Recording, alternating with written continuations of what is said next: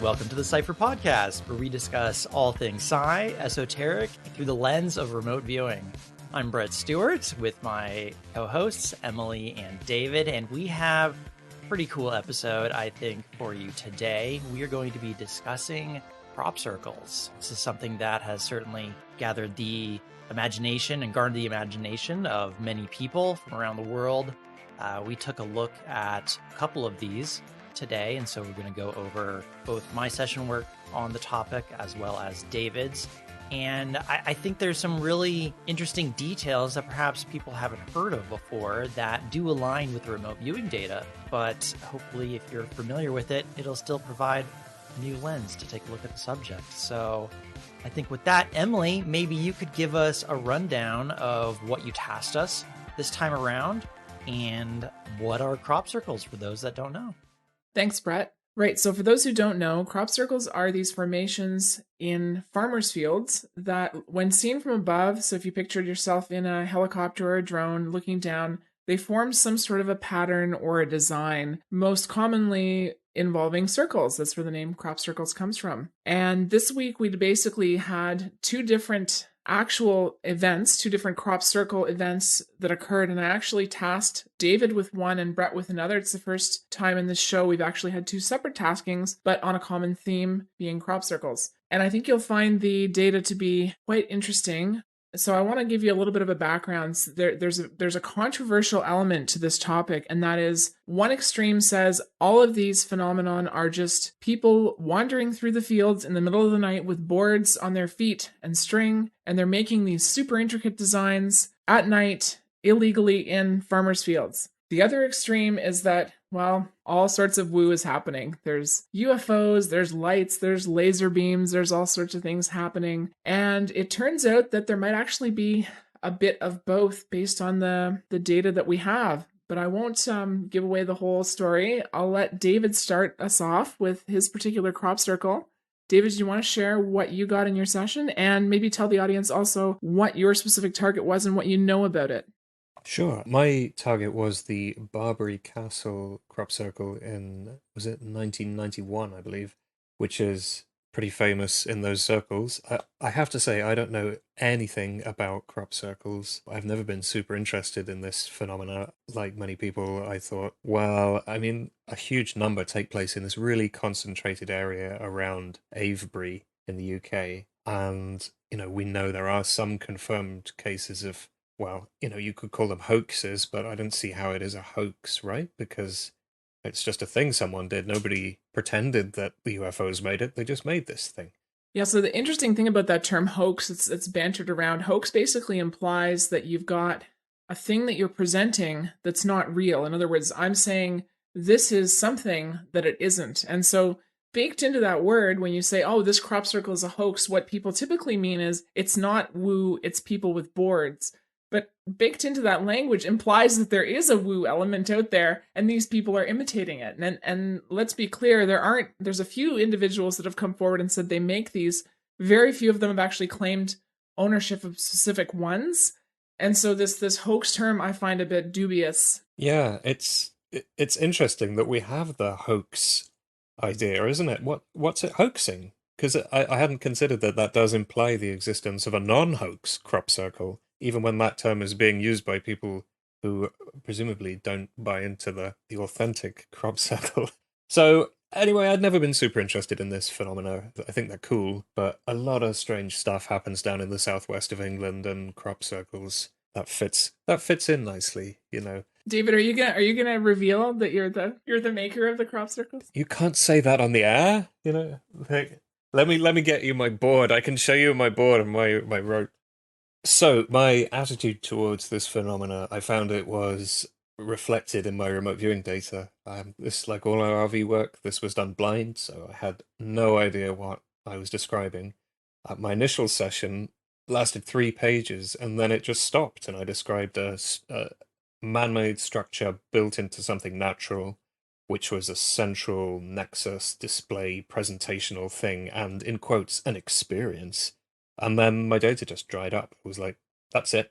And I thought, something's off here, because this is not interesting to talk about on the podcast. I would never have been given such a boring target, right? So I sent it in to Emily, who said, nah, do it again. Come on, do it properly.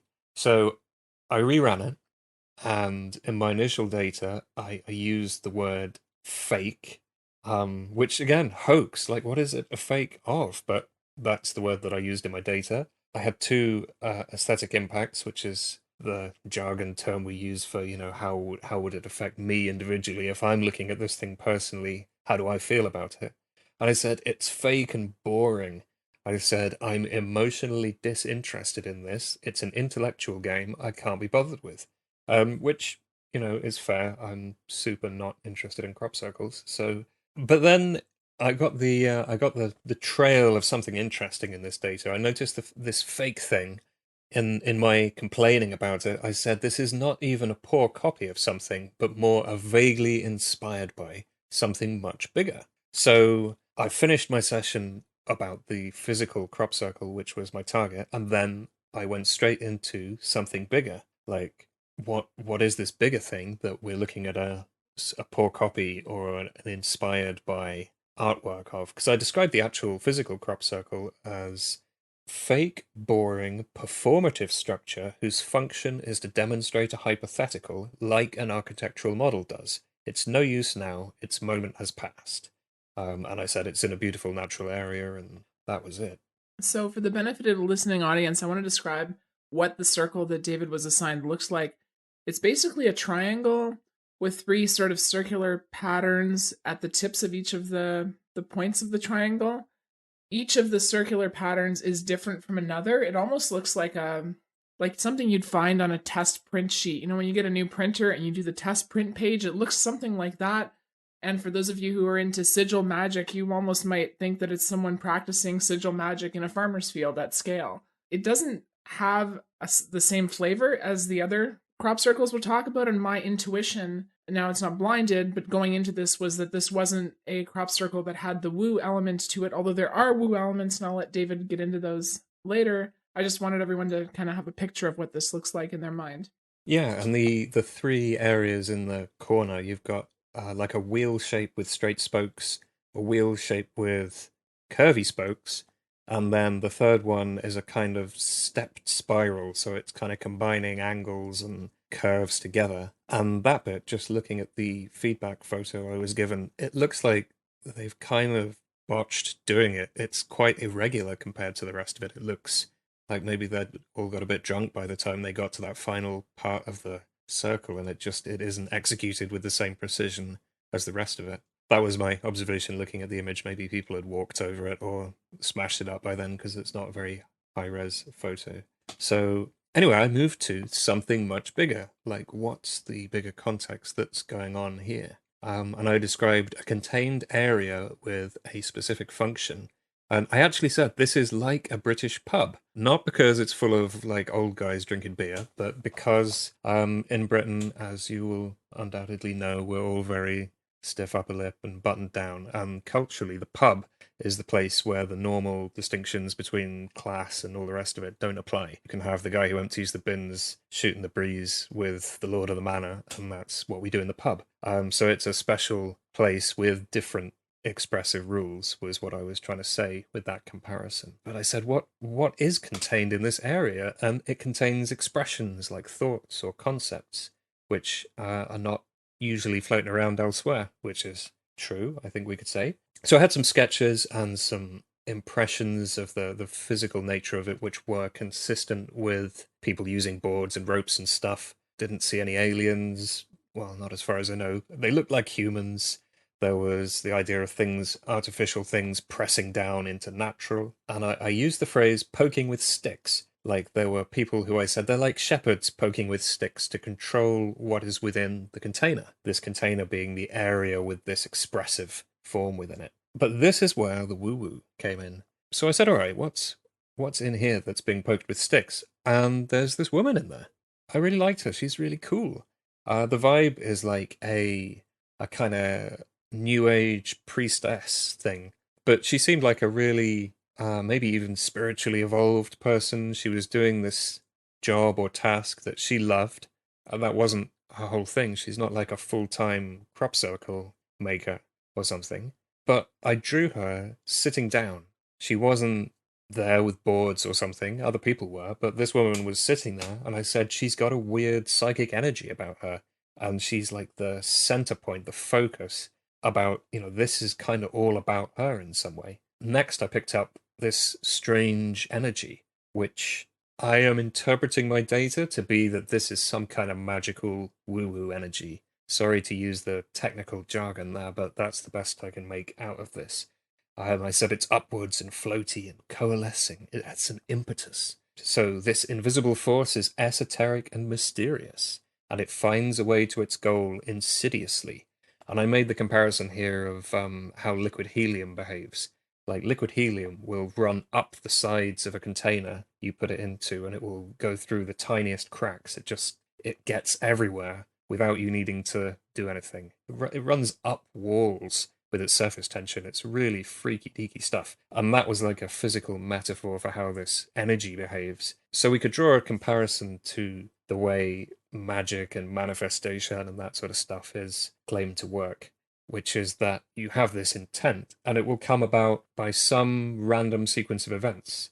The universe will find a way to get from A to B, but it's not going to be predictable what way that is. And that was how this energy that related to this really cool lady was functioning. So, David, that's very interesting that you bring that up, because there's a story that comes to mind. I was doing some research for the show, and there was a particular event, and the story goes that there was a person who was a known crop circle maker. So he admitted to making crop circles. He was being interviewed for this story, and he said there was an evening where he was just at home. He wasn't going to do a crop circle, but he somehow felt compelled to do a crop circle. And he immediately got what he called a download of a particular flower pattern in his mind. And so he said, okay, well, let's get my equipment. Let's go out and find a place to do this.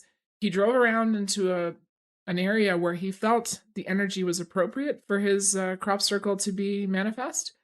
He went out into the field, and he reports that there was this mist that came in at the time that he arrived in the field to kind of cover up his actions so people couldn't really see him. He heard some singing or some chanting off in the distance, but the mist seemed to give him enough protection. So he finished up with his crop circle and went home. The following day, obviously, he wanted to see individuals react to his creation. I guess that's part of what he gets out of this process. And so he was connected to some of the local crop circle groups, and he sort of heard through the grapevine that there were these women in the particular field he happened to make the circle in, who were chanting and meditating and intending for a particular flower pattern of a crop circle to appear. And they noticed the mist come in, and the next morning they went out in the field, and the crop circle they had intended to create had manifested. So to them it seemed almost magical. But what's really interesting is that this individual who makes these things anyway felt compelled to make it for them at that place and time when they were there intending it, which is just absolutely wild how that synchronicity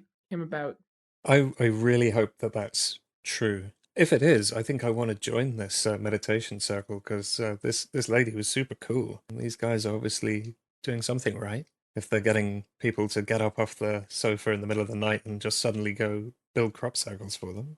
I think what's interesting here is, just like in a lot of the different topics that we've looked at, there's oftentimes multiple things that are going on that are all attributed with the same label, where hey, I know that there's a crop circle, there is a shape, therefore we instinctually go, well, there must be one kind of thing that's making it, when the reality is what's more likely is that there could be multiple things making it.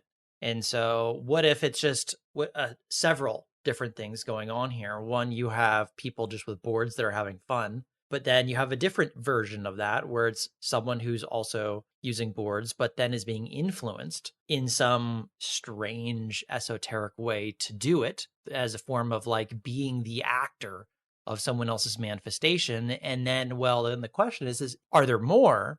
And I think when I get to my data, my work would suggest that that there is something that is being faked, because there's something to be faked, because there are events where they may be actually real. And I describe that. So yeah, I think my data matches up with that nicely. The idea that we got the physical human with the boards, but they're not a lone actor in this. Because going back to this mysterious esoteric energy, I've said about it, the energy moves towards its goal and it takes something with it, a message, cargo, or payload, which is precious. All the pieces come together to produce some output or artifact, not necessarily physical. But then, just like the guy going back to the field, or presumably that meditation circle went to take a peek as well, you would, right? There's a satisfaction with this output. It's nice, it worked, job well done. That didn't feel like a non-human emotion. That was people were pleased with this. So whether that was the instigators of the woo-woo, or the guy who made it, or both. And this is an interesting distinction when I get into my work, is I have people as well that are viewing the formation that I describe as being infused into the ground and like trees getting flattened. But the reaction of the people at my site location was wildly different than the reaction of the people at your site. They were panicked and confused and aghast. They couldn't believe what they were seeing at the one that I looked at. Whereas yours is like, oh, this is just it's a nice piece of art that we've made for ourselves. What a cheery day. a bit of a contrast there. Yeah, or maybe our magical operation worked. We've accidentally controlled this crop circle guy, although presumably he was kind of amenable to doing this in the first place. Well, they probably didn't even know. Yeah, exactly. It finds a way, and what's the easiest way for this to manifest? Well, this guy who was pretty much going to do something like that anyway, but just decided tonight just to make it a little bit different. Yeah, the really interesting aspect of this not only is there was this one account of this individual who was making these things. There are entire books written about people who do make them, and I believe that they're being honest, that they have no reason to lie, but they themselves report experiencing high strangeness during their action of making the circles, things ranging from mysterious orbs in the sky to mysterious mists coming in to reports of they're in the field and they see the farmer who owns the field in the distance, and they're like, oh, for sure we're going to get caught, but somehow they just don't care. And then the farmer reports standing in the field looking out and not seeing anyone. So that there's some high strangeness even in the cases of just humans admitting they're doing it, that the humans involved can't explain or that they don't understand.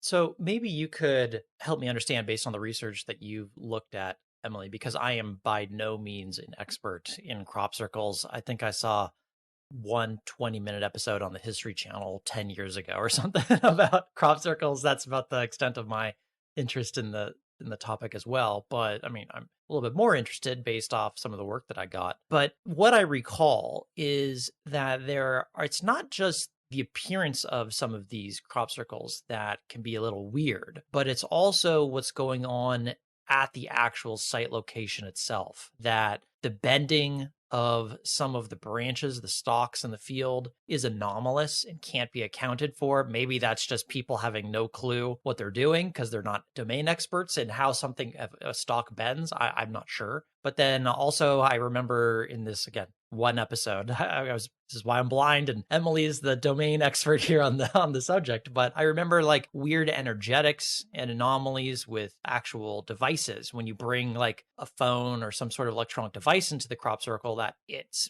reacts to being there too. So they don't know why, but they know that there's something going on. Is that true? Is that by and large? Or is that a bunch of History Channel hooey? So again, I think there's at least two categories. One category where it's seen as real, and when we say real, we really just mean that there's woo. It's not people doing it necessarily, or they don't admit to doing it. There are phenomena like they are standing in the crop circle, their signal on their phone goes to zero. They can't make a call. It's as if their phone just stopped working. They take a step to the side, literally just where the circle ends in the crop and into the undisturbed crop, and their phone magically starts to work. So there are these additional phenomena that affect the area where the circle is created. And in those cases, there's also almost like a basket weave of the crop itself. So you picture these fibers coming up, maybe wheat or something like this, and then it's bent over and it's woven together. So that would be extremely difficult to do with boards, just squishing it down. Not only that, there's reports of this being a temporary effect, So it doesn't actually kill the plant. It bends the plant over, it's woven together, and the plant sort of springs back up at maybe after the next rainstorm or something, and there's still a harvest there. Whereas the ones that are made by humans and are sort of very obviously made by humans, either because they admit to making them or it's just maybe a poor quality imitation of this, the crop is dead. It's broken in half. It's not woven. It's fairly obvious to the trained eye that it's made by boards, and there aren't these anomalous effects reported in those cases with cell phones not working and things like that. So there do seem to be two categories. Brett, you're absolutely right. Those things are definitely reported in one category of these crop circles. I wanted to say about the two categories. Maybe we have three. We've got human agency only. We've got humans doing stuff with woo-woo agency, and we've got woo-woo only. And we've got intentional psyop as well. Yeah, well, wouldn't that be human agency only? Well, that could be the first two. That would be human agency only. That's true. No, I mean, the woo-woo could influence the people doing the psyop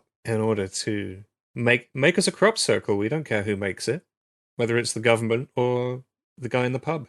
So then we have the task that I gave Brett, which is a completely different crop circle. What's really interesting about this one, if you look at this, the aerial photo of the site, not only is there a crop circle in the photo, but there is Stonehenge. Yes, the famous Stonehenge. And this crop circle actually takes place just across the road from the famous historical site of Stonehenge in England. And what's really strange about this particular event is that by alleged eyewitness accounts, it occurred in broad daylight. So if you can imagine, there's an open field. Across the road, you see Stonehenge. There's a large highway, and it appears within about a 45-minute window in the middle of the day. And the reason we have this 45-minute window is there's a pilot that allegedly flew over the site. He was it was a small charter plane, and he's doing sightseeing tours. Drove over, they're taking photos and looking at Stonehenge. The field is empty. Obviously, they're paying attention to the ground because that's the whole point of the flight. They land, unload a passenger, get back up in the air, and 45 minutes later flying back, this crop circle is already there in the field beside Stonehenge. And so that's why we have that time window,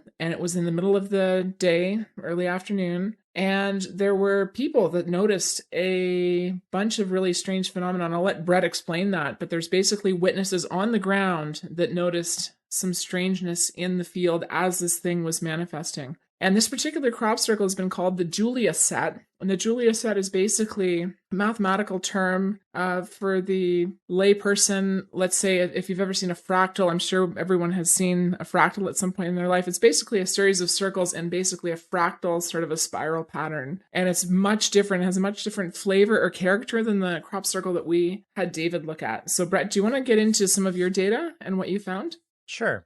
My data, just starting with the site, I started with standard pen and paper session. And then later, I think probably in the after hours subscriber show, I'm going to go into a little bit more the juicy details that I got with my ERV session. I got some very peculiar data on the follow-on work, but I'm going to describe my initial impression of the site here. I described the original location of my work as an outdoor natural environment. There's a slightly elevated, sloping terrain, and it seems kind of lush. It seems rural, seems like out in the country, definitely not in a city, hilly terrain. And there's a slope that's going down. And I have very first key element that kind of jumps out of my work is the environmental disturbance that's going on. And what I described was something like mists or clouds or some sort of an airy apparatus begins to be emitted at the site. I don't have the emitter.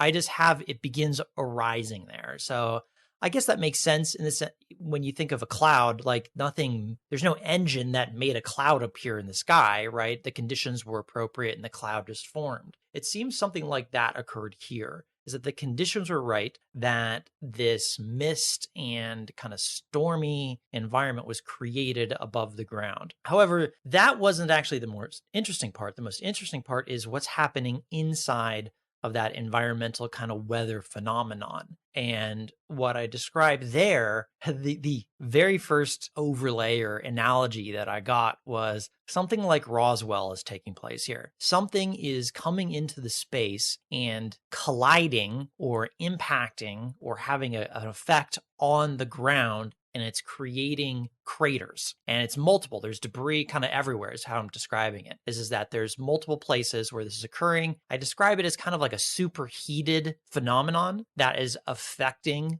the ground, and something is being embedded into the ground itself. So I use this analogy of like a crater fairly often in the work. So like these circular elements were being impressed into the ground. It came up later in the work, but I had another analogy where my mom was trying to say, hey, here's an example of what's going on. There's, if you're familiar with the Tunguska event, it's where all the trees got flattened in some wild event where they think, I believe it's some sort of a meteor that hit the ground. But that was my lens that I was getting looking at what was going on. It's like a meteor's hitting the ground and creating an impact crater, except it's not a meteor and it's not a typical impact crater, because there's some weirdness going on where structural integrity of the ground itself seems to be changing, morphing. And I describe something as becoming fused with something else. So the environment and the weather effects, those are the first element that I got. It was certainly weird, but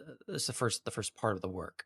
I just want to reiterate, the thing that Brett is describing is very often described in situations where they're real crop circles, so-called. The stalks of the crop are actually bent over, and it seems like not the genetic structure, but the physical structure of the crop is altered in some way, and they are interwoven with each other. So they're sort of trapped together. It's very similar to what would be seen in a basket weave. So if you have a woven basket, you would look at it and have all the stalks kind of woven within each other. This is a very common occurrence. It's very interesting that Brett found that in his session as well. Well, I don't think this idea can account for the basket weaving, but Brett, you had something like lightning in your data, didn't you? I did.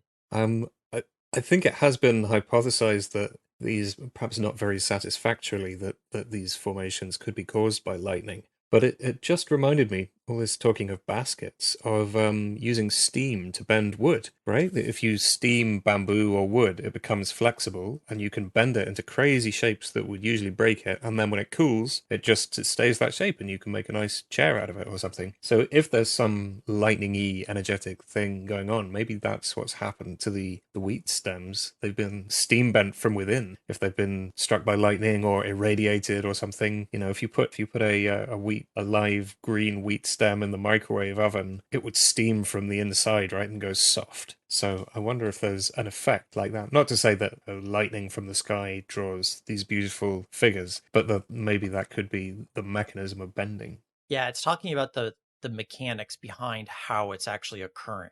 My session definitely is not describing a person there with some tools weaving weeds together. It's not what's going on. Is that there's a strange weather phenomenon that appears over the site that is affecting the ground beneath it. Now, I do have other things in the site that I believe is what's causing these weather strangeness, these phenomenon, but this is more the description of how it's actually affecting the ground itself, is that the plants are getting pushed down. Again, I use the analogy of the Tunguska event where the trees get flattened. But what's doing that at the same time at the site is you're right, I had something like lightning.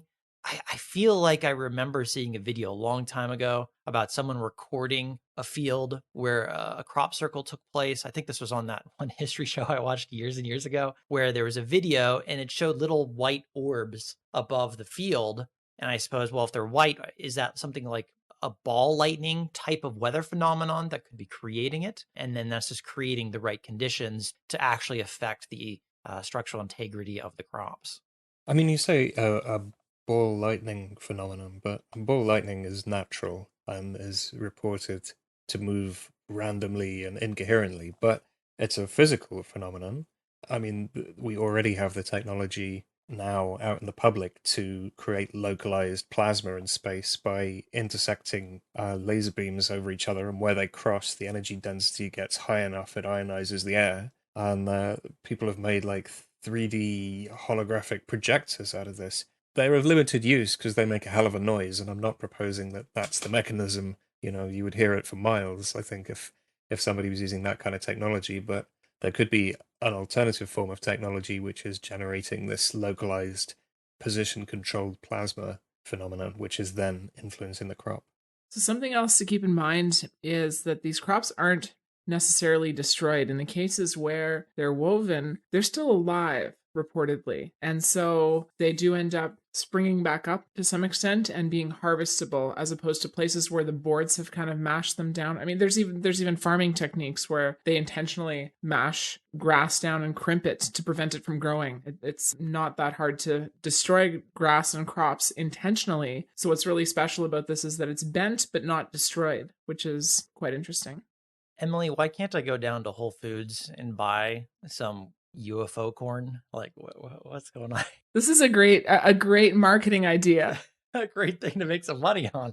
This corn came out of a crop circle. There'd be absolutely no way to prove that, right? You just say this is crop circle corn. I'm not sure if I would want to eat that. I'm not sure I'd want to eat it either, actually. I mean, it would be terrible for your cell phone reception. Could be radioactive, and all those guys walking around in it.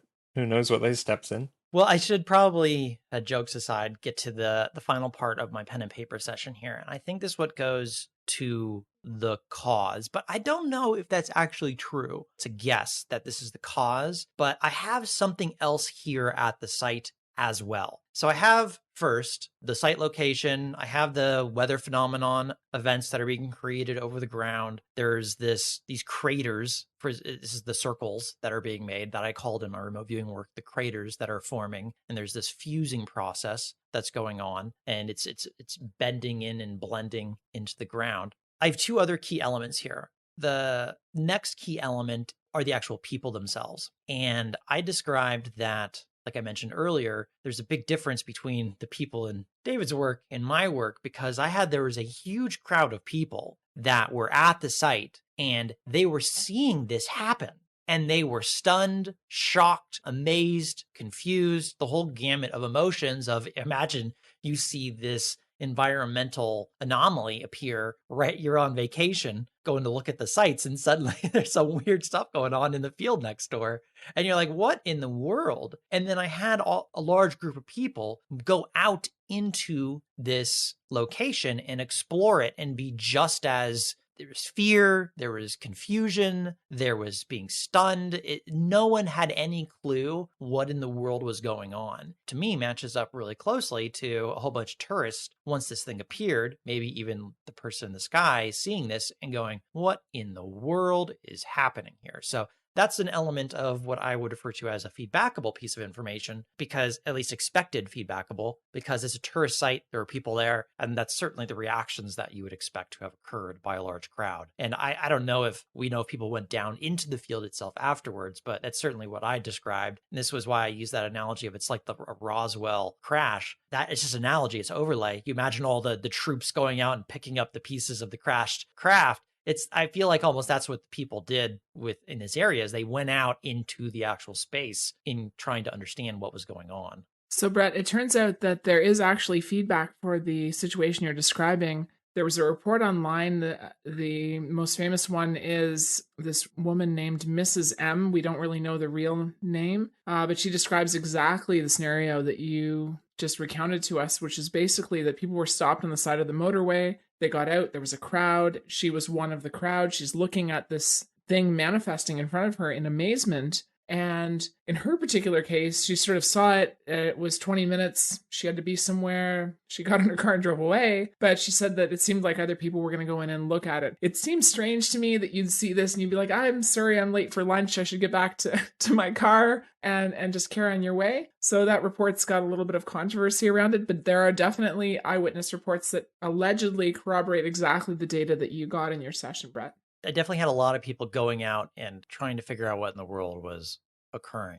But there is one final piece of data, and this is also what in After Hours I'm going to go into more detail describing and looking into. And this is something that is not directly feedbackable from the work, but this is sometimes when we look at a remote viewing site, we'll describe what's there, even what's the more grounded stuff first, and then we'll get, oh yeah, and also this other thing is here too. Are you interested in that? And that is also in my session, because the other thing in my session, which is very out of place to the weather phenomenon and the ground and the site and the large group of people being amazed, is I actually have a craft that is appearing at the site. It's an aerial craft, and there's something like, I'm using an analogy here, like an astronaut that's strapped inside this vehicle. And I think there's a reason why I'm getting all of these overlays of like Roswell, of like a UFO crash. It's because there's similarities here. I think there's actually a standard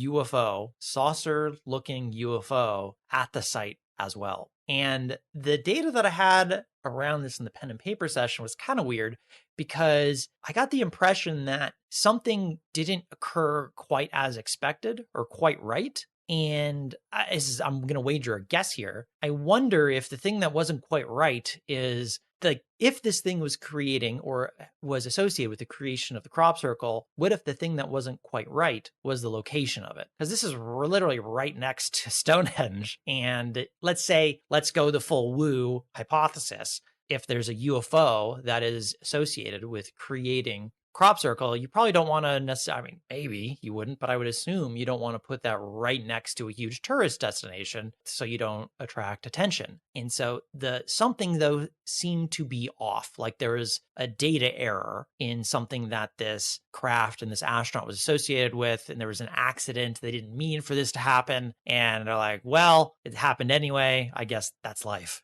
They went on their merry way. So in the after hours, I did look at this craft in detail, what was inside of it, how it got there, what the mechanism involved with it appearing was, as well as who was controlling it. But there does seem to be, for whatever reason, there's a strong link between a UFO in this particular instance and the actual crop circle itself. So I'm not sure why they would mind about attracting public attention. I mean, all of these things do attract attention. Interestingly, even though my crop circle that I was tasked with was like 25 miles away, I had an AOL of Stonehenge. And I'm wondering if for me, if it was like these people that were doing this weird magical thing were using Stonehenge or Avebury, or I think back in the early 90s, you could just walk up to Stonehenge. It's all like fenced off now. You can't even touch the stones.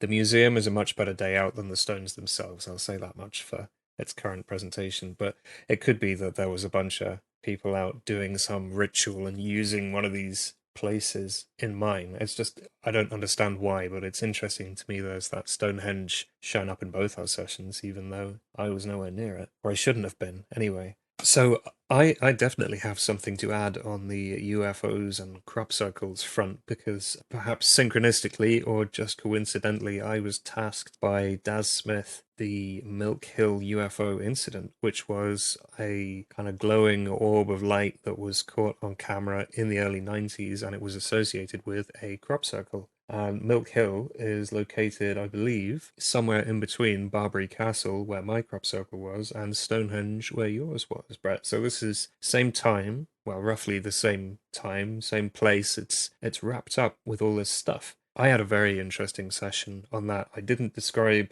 a craft, but this woman showed up again. I don't know it's the same woman, but I'd be amazed if it isn't. And I got this sense that we were looking at this phenomenon by saying it's a UFO. I mean, yeah, it's unidentified and flying, but I said in my session work, I think we're kind of imposing an interpretation on this target that is meaning we're missing the bigger picture here, just to say UFO did it. And maybe from our discussion we're having now, I'm starting to understand why that could be, but it's going to be interesting to go through all that data and see what we can conclude. I think there's potentially in my session almost two UFOs. There are two unidentified aerial phenomenon. There's the weather phenomenon that is aerial, that is causing these impact craters, or the actual crop circle itself is the first unidentified aerial phenomenon. People saw this from the side of the road. There's another unidentified aerial phenomenon that I'm not aware of anyone on the ground seeing, but I saw in the remote viewing session, and I'm not even sure if it was right over on like 20 feet off the ground. I don't think that's necessarily the case. This thing could have been way up in the sky, and this is why it's not reported of it being seen, or who knows why. But my sense from our remote viewing work is there were two aerial phenomenon. There's the weather phenomenon and the craft is associated though with the other phenomenon. Well, just to confuse things even further, in my session on Milk Hill, I got an aerial phenomenon that was complex, engineered above, and some other stuff. But I also got an underground structure. What that could be, we can only speculate later on. So the interesting thing about the Milk Hill crop circle that David looked at in a different session, not for show prep, but just by coincidence a month beforehand, is that it's almost identical to the crop circle formation that Brett has, except it's just the same pattern repeated a few more times. So Brett had the classic Julia set, which looks like a bit of a spiral, and I'm sure you could go online and search and look this up. The Milk Hill one is just the exact same thing, more or less, just copy pasted in a circular radial pattern a few more times. So it's very interesting that these two crop circles actually have a geometric similarity. I mean, if you wanted to play devil's advocate as what would a skeptic say, then Brett's one, they were trying it out to see if we could make this pattern on a small scale, and then Milk Hill, they were repeating that technique that they had worked out to make it even bigger. I have to say, looking at a image of it, it's very impressive. It's really, really impressive, this thing. If people did make that with boards and ropes and stuff, which I guess you could, looking at it, it's all circular. Put a big nail in the ground and then you can get the radius correct with your piece of string and yada yada. But yeah, hundreds and hundreds and hundreds, and some of them are extremely small. I mean, it's regardless of how it was made, it's really cool. So just to give the audience a sense of scale, the Milk Hill one in particular is several football fields in size. You could have multiple entire football games taking place inside the bounds of this crop circle, and we're talking hundreds. I think it's just under 1,000 circles. So while humans might have been able to create it, the question is, at what timescale? Is it something that even a team of 15 people could do overnight? Because this Milk Hill one also appeared overnight. The farmer claims to have gone out and inspected their crops in the evening, not seen the formation, and then the following morning gone out and actually seen this be present. So there was a very tight time window in which this had to be created, and it's dark. And stumbling around in a field in the dark is a very difficult thing to do, even with modern technology. I did want to mention that when Brett talked about not wanting to be seen if we had a UFO or some sort of a woo phenomenon going on near Stonehenge, it's important to be mindful of the fact that if this was made by people, they have an even smaller incentive to want to be seen. While it's probably true now you can't even get close to the site without all sorts of ropes and barriers and so on, there were security details in place at Stonehenge 24/7, as far as I know, during the time when the formation occurred. And the last thing you'd want to do if you're illegally trespassing on a farmer's field, ruining their crop, is be visible by a security team. And so it's even less likely that a human would pick broad daylight across from an area monitored by a security team to build a crop circle. They'd much more prefer to be in the cover of dark. Unless it was the security team that did it because they were so bored on their night shifts. They were like, why don't we just go over into that field there and, pass the time? Give people something to talk about? The only problem with that is it happened in the daytime, middle of the day. So damn. I thought we'd solved it there. Well, I think that this is probably a good place to wrap up the main show here. We have a lot more things we want to discuss in after hours, particularly my ERV session on the actual UFO itself, what was going on there. I think we have a couple other topics that we want to bring up and have a discussion on, probably about is why would, if there is a group involved with a UFO type craft, why would they not want to be seen? Or why would they not want this to appear right next to a whole bunch of tourists? And then, we'll go from there. So if you'd like to join us on the After Hours show, you can head over to our website. It's theremoteviewingpodcast.com or cypher.com. And you can sign up and support us, and all of our subscribers get our entire back catalog at the moment of all of our after hours show. And if you just want to give our after hours a try, you can sign up. You can sign up for an account for free, and you can actually get 2 of our after hours episodes on the house, as you were. So go ahead and check that out if you want to join us. We're gonna have a great discussion here right afterwards. So, but if you're not, we thank you for joining us here on this Cypher podcast. We had a great time looking into these circles in the ground. So thank you, Emily, for setting it up for us. And with that, we'll see you same bat time, same bat place on the next show. Take care, everybody.